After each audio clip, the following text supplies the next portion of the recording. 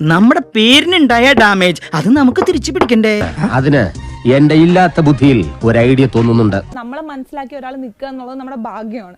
ആ ഒരു ഭാഗ്യം എനിക്ക് അവൻ്റെ അടുത്ത് നിന്ന് കിട്ടിയിട്ടുണ്ട്. ഞാൻ ഭയങ്കര ഭാഗ്യവതിയാണ് എനിക്ക് അവൻ അവിടെ കിട്ടിയതിൽ.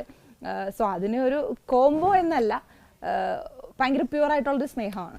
എങ്ങനെ ഉണ്ടെങ്കിലും ഇനി തന്റെ കൂടെ ഈ പണിക്ക് ഞാനില്ല. എനിക്ക് നല്ല വിഷമമുണ്ട്. ഓരോ തെറ്റുകൾ പറ്റിയിട്ടുണ്ട്. മനുഷ്യനല്ലേ പിള്ളേ, തെറ്റുകളൊക്കെ പറ്റൂലേ? അപ്പൊ തെറ്റ് ചെയ്യാത്തവരായി ആരുമില്ല ഗോപു എന്നാണല്ലോ. അബദ്ധങ്ങളുടെ ഒരു ഘോഷയാത്ര തന്നെയാണല്ലോ നിന്റെ ജീവിതം.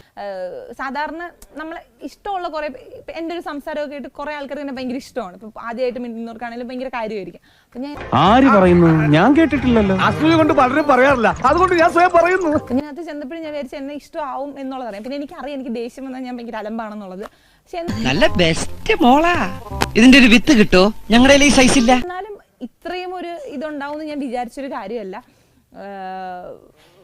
പക്ഷെ എല്ലാരോടും നന്ദിയും കടപ്പാടും മാത്രമേ ഉള്ളൂ. ഒറ്റ നന്ദിയുണ്ട് സാറേ, നന്ദി.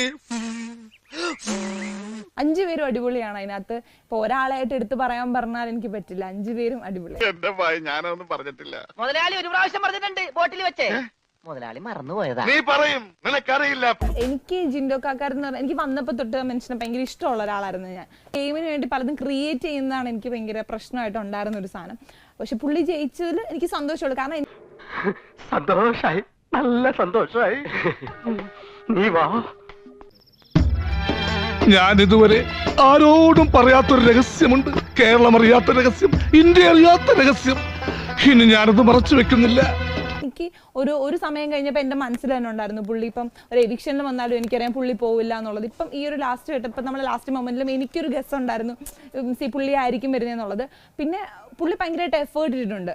അതിപ്പം ക്രിയേറ്റ് ചെയ്യുന്ന ആയിക്കോട്ടെ അല്ലെങ്കിൽ നാച്ചുറൽ ആയിട്ട് വരുന്ന ആയിക്കോട്ടെ, പുള്ളി നല്ലോണം എഫേർട്ട് ഇട്ടിട്ടുണ്ട്. പുള്ളി വന്നതിൽ സന്തോഷമേ ഉള്ളൂ.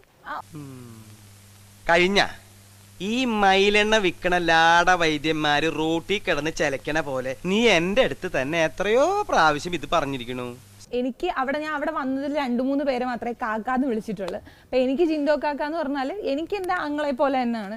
നമ്മൾ വഴക്കുണ്ടാകുമ്പോൾ എന്തിനും പറയും. ഇപ്പം എൻ്റെ വീട്ടിലായാലും ഇപ്പം ഞാൻ വഴക്കുണ്ടാകുമ്പോൾ എൻ്റെ ആങ്ങളെ അടുത്തായാലും ഇല്ലെങ്കിൽ അടുത്തായാലും നമ്മൾ എന്തിനും പറയുമല്ലോ. പക്ഷെ എനിക്ക് ആ മനുഷ്യൻ എൻ്റെ ആങ്ങളെ പോലെ തന്നെയാണ്. എന്റെ കൊച്ചിനെ കുറിച്ച് എന്തെങ്കിലും മിണ്ടിയാണല്ലോ.